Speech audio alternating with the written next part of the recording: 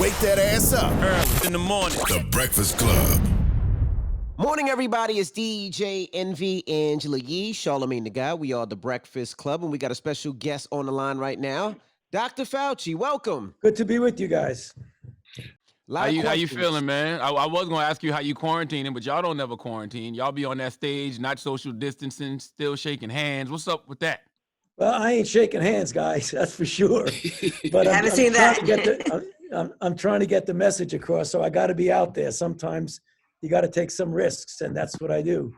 Now, What precautions do y'all take at the press conferences? Excuse me? I said, what precautions do y'all take at the press conferences? Because y'all all be on stage together, like. Yeah, we try to stay 6 feet apart. Sometimes that's tough to do, but most of the time we do. In fact, if you look in the audience, we used to have the press that was crowded like crazy together. And now you notice there's multiple seats apart. Most of them are just coming in by virtually, by video. Now, what are you guys doing? What do you think about the country reopening? People say, hey, it's time, there's phases, but do you honestly think we are ready to start opening parts of the country? You know, I think certain parts of the country are ready to take the first steps. As I've said, and it's true, that you can't look at it like turning a light switch on and off. You know, we're shut down and now we're going to open. The program that we spoke about yesterday at the press conference is a really very gradual, careful, step-by-step where you have to fulfill certain criteria before you go to phase one.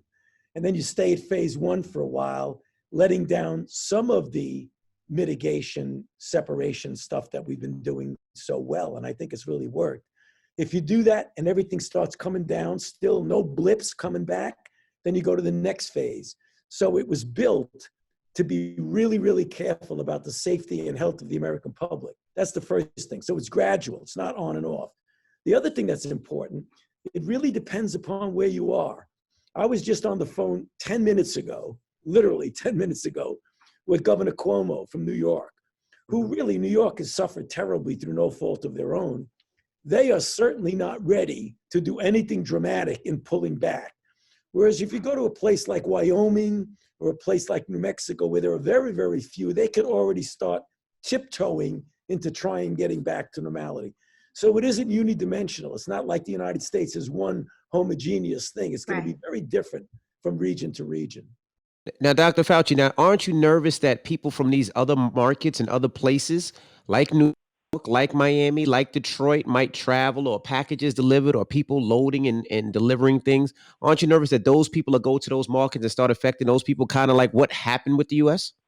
Yeah. So first of all, that's a good question. And that's the reason why when we talk about travel, we say only really essential travel that's necessary for a particular area to fulfill their functions as a society. And also, if you look carefully at the phase one, and even the gateway, as we call it, it still has a lot of restrictions so that when people come in, they try to stay 6 feet apart, no more than a crowd of 10, washing hands carefully, wearing masks. Doesn't have to be an N95 or surgical mask, but just a cloth covering. So even though there are people coming in, they've got to make sure, and that's really, if you look at those guidelines carefully, it isn't, okay, guys, everything is open, let's do it. There's still a lot of restrictions, even in the areas where they have already taken those first steps towards opening. I wanted to ask about some of the effects after you've had coronavirus, whether you got not diagnosed with it or you self-quarantined because you feel like you had the symptoms. And I've heard that some people are going to have permanent issues, perhaps with their lungs or other permanent issues. Has that been something that you've been seeing, where even after all the symptoms are gone, they still have some permanent lung issues and things like that? Okay, so it really, that's a great question, but there are a couple of different types of what we call syndromes associated with coronavirus. The majority of people, and there's probably, I would say, you know, we don't know the exact number, but somewhere around 25 to more % of people who actually get infected and have zero symptoms. They don't even know they're infected unless they happen to get tested. There doesn't appear to be any issues with them. They clear it. Others get infected, and the majority of them do very well. They get fever, they get chills, they get aches, they feel like a really bad viral syndrome. They don't really need any type of medical intervention of any note. When those people get better, they usually feel not great for a few weeks after. It's almost like a post-viral weakness and fatigue. They generally get over that and do well. We don't think there's going to be any permanent damage. About 15% of the people who really get in trouble, most of them are either the elderly or those who have underlying conditions, heart disease, hypertension, diabetes, asthma, obesity. When they get sick, particularly those that have to get put in intensive care, we don't know yet because we haven't followed it long enough. We've only been involved in this for a couple of months, 2-3 months, is that those people very well may have some long-range difficulties as anyone who required intensive care. But most of the people recover and do well with some, kind of a few weeks of fatigue after that. All right. Dr. Fauci, let me ask you, I want to ask you about a couple of other doctors, Dr. Oz and Dr. Phil. They're both feeling social media's wrath this morning. Dr. Phil, because he said we don't shut the country down for automobile deaths or cigarette deaths. And Dr. Oz for saying that opening schools may only cost us 2 to 3% in terms of total mortality. What do you think of those comments as a doctor? Well, I think that they're entitled to their opinion. I disagree with them. The issue is that you're dealing with a situation right now. If we do not try and contain it, the potential of the damage that it could do is extraordinary. I mean, if you look at some of those models, just go back to the history. I mean, not models, but history of 1918 pandemic, where you had a virus that happened to be influenza and not coronavirus, that had the characteristics of this virus. A, it was very easily transmissible, namely easy to go from one person to another. And B, it had a high degree of morbidity and mortality. In a population in 1918, where the world's population was 1/3 of what it is now, it killed between 50 and 100 million people. So we don't know, we can't predict what would happen with coronavirus if we let it just run wild with itself and didn't do anything to stop it. Say, well, let's live with it and see what happens. The damage to society globally could be really profound. But isn't that what you're kind of saying by saying you want to reopen the economy, though? Like, if what you're saying is true, which I'm sure it is, shouldn't we just do a shutdown completely? Don't be in such a rush to open up the economy, whether it's in May, June, we should all sit down for some months? Yeah, we're not in a rush. And that's one of the reasons why I have been very, very careful. And the input, the decision about what happens with the country is certainly not mine alone. I'm one of a team on a task force that has input into what we do. I have been very, very heavily pushing that safety and welfare of the citizens of this country is paramount. At the same time that people make arguments, okay, we're not going to just open the country, as I said, like a light switch, but we've got to do something because the economy is completely crashing to the point that it may be deleterious effects on health that are indirect. People not being able to get medications, surgeries not being able to be done if you keep the country shut down. I'm sympathetic with that, but my input is geared purely for the public health. So when you look at the final decision, how do you balance a potentially catastrophic effect on the country by shutting down versus a potentially catastrophic effect if you just, let things open? You got to do a balance. And the balance that we put forth yesterday was in those areas of the country where there really is very little that's going on, tiptoe into it and don't necessarily shut down. For places like New York, Detroit, New Orleans, that really got hit hard, you got to pass certain criteria before you start opening up. I think that's a prudent balance that balances the protection of the country with the need to at least start tiptoeing into opening. We'll talk more with Dr. Fauci when we come back. And we got to talk about the sports team and opening up these sports teams. People say they need their sports, but is it safe? We'll do it when we come back. It's the Breakfast Club. Good morning.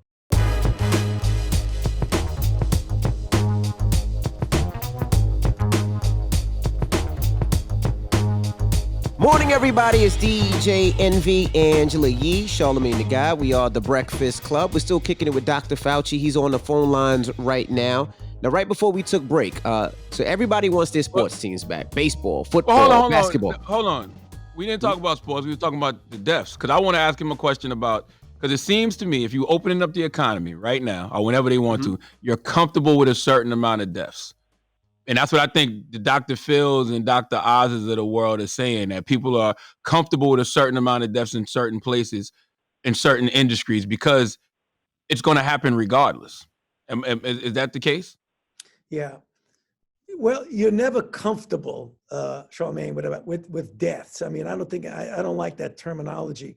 Sometimes in society, you have to accept a certain amount of death. In other words, you can't say because 40,000 people die in car accidents that you're all of a sudden going to say nobody should drive. But we do as much as we can. You can lower the speed limit. Well, yeah, well, sure. You could lower the speed limit. You could do a number of things. I think seatbelts have gone a long way to prevent that number from being higher. But you can stop selling cigarettes. Yeah, right, exactly. And we do those things, and we do it. So, I mean, so what's the point? The point is that when you have automobile accidents, you try to do as best as you can to contain it. If you said it would really be better if you went 90 miles an hour, things would get done much quicker. Or why have a seatbelt? It's a pain. I don't like to put it on. Then you might have 70 or 80,000 deaths. It's the same thing with an infection. If you can do something to mitigate it to the point of not getting out of control, it is worth doing. So I don't say, let's accept whatever the model says will be numbers of death. That's just not the way it works. If you can do something about it, do it. As long as what you're doing isn't completely crushing society and keeping it down completely from what the people who know more about this than I do, the effects may be irreparable. That's the reason why you got to be balanced, careful balance between attuning to the negative effects and yet still being very concerned about the health of the country. Now, I was asking about the sports, right? One last thing before you get into sports, just to go along with that, I just want to ask, Donald Trump had said that he could see, even today, opening up certain places like North Dakota, Wyoming. Would you be on board to do that just because they've had so few deaths and so few cases? Yeah, I mean, I was involved in putting together the guidelines, and I was very strict in what I really insisted needed to be in there.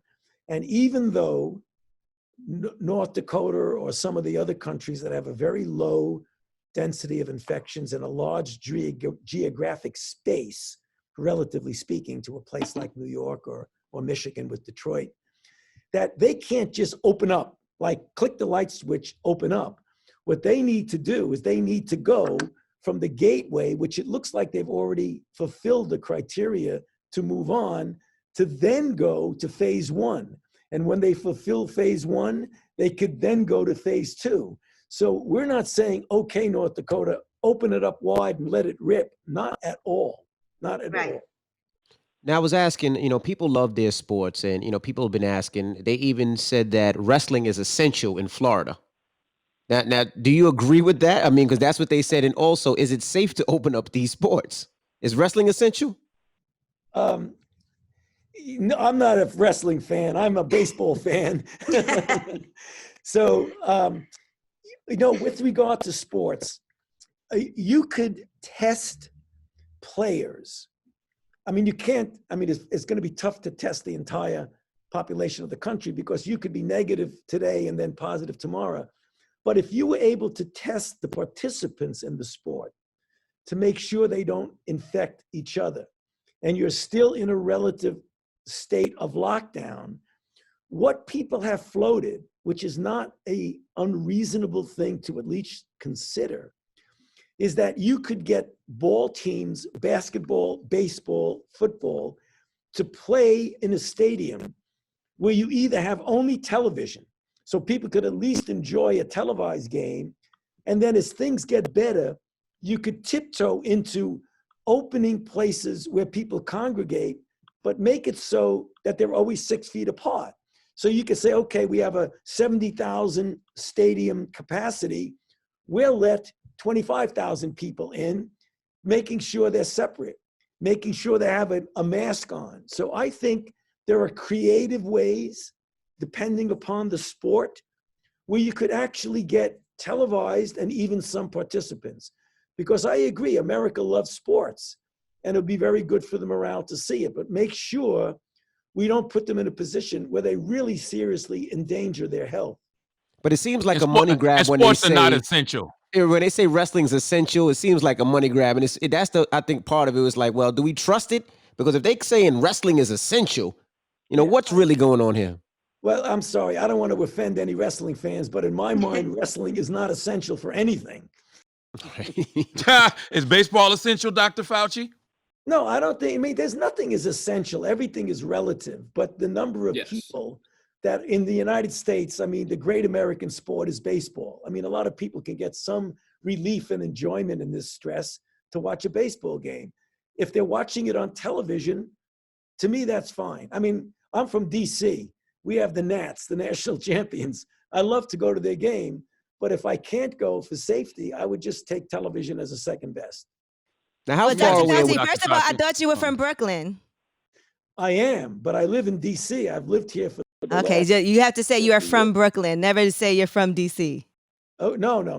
Of course. Okay. Once a Brooklynite, always a Brooklynite. Are you kidding That's me? right. Bensonhurst, all the way. Now, doctor, how far away are we from this vaccine? Honestly, we've been hearing maybe the end of this year. We've been hearing early next year.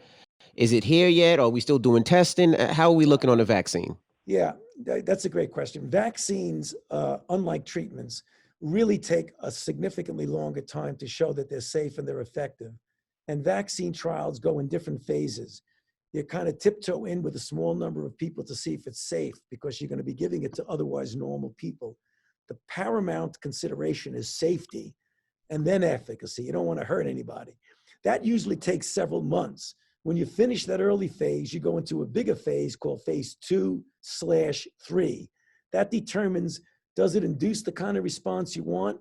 And does it maybe work? That entire process, as I've said before, takes between a year and a half. I said 2 or 3 months ago that it would be a year to a year and a half. Right now, it's probably a little bit more like a year to 13 months, 14 months. We're going to try and shave off a couple of months of that without compromising the study. But there's no way we're going to have a vaccine this summer. At best, it'll be for next winter. What Now, about Dr. this Fauci, drug that they've been talking about, Remdesivir? I don't know if I'm pronouncing it right, but they're saying there's this experimental drug called Remdesivir or something that could actually really help with the treatment. Yeah, good for you. No, it is Remdesivir. You pronounced it absolutely correctly. So the situation is that there are a number of drugs that are in clinical trials right now.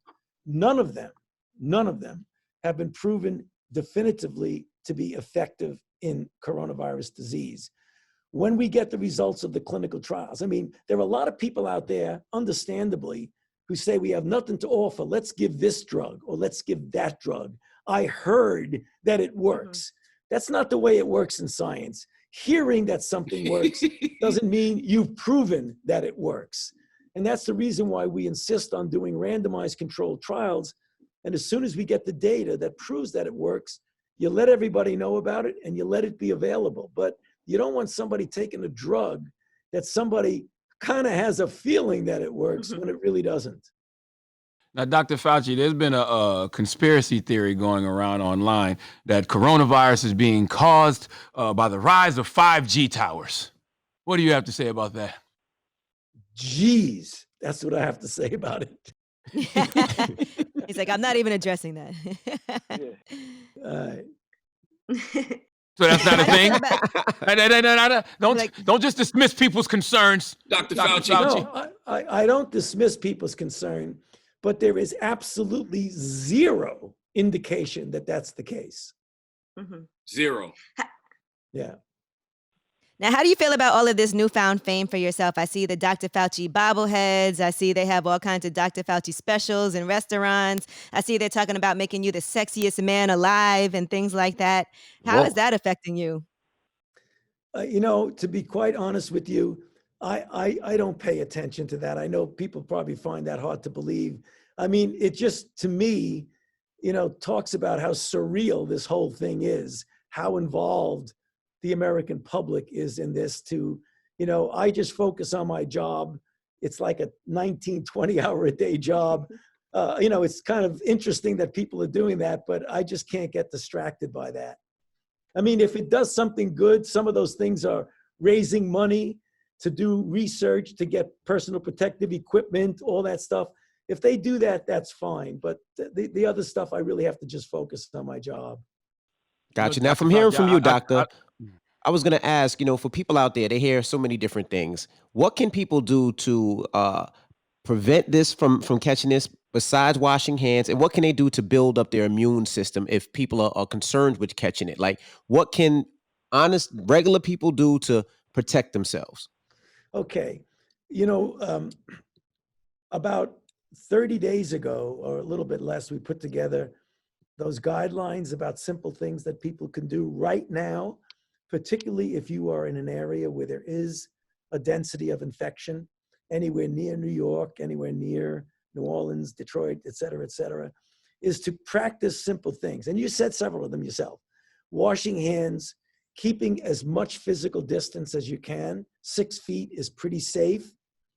Stay out of crowds that are more than 10 individuals, and try and get work. If you can do work from distance, like teleworking, do it.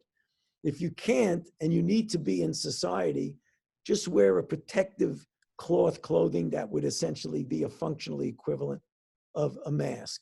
About building up your immune system, there are very few things, if any, to be honest with you, even though there's so many things out there on the drugstore shelves, this herb, that herb, there's no proof that any of them work.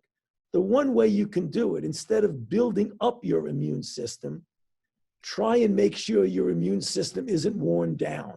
And you could do that by simple things. Good night's sleep, exercise, good nutrition. That's infinitely better than trying to throw something into your body that's going to, quote, boost your immune system. Dr. Fauci, I know you got to go, so I got one last question, man. I got to salute you because I love the way that you highlighted the impact that coronavirus was having on the Black community. And, you can't talk about that without, talking about the pre-existing medical conditions, how we have less access to healthcare. And we can't talk about it without talking about the greatest disease America has never found a cure for, which is systemic racism. So how do we fix that?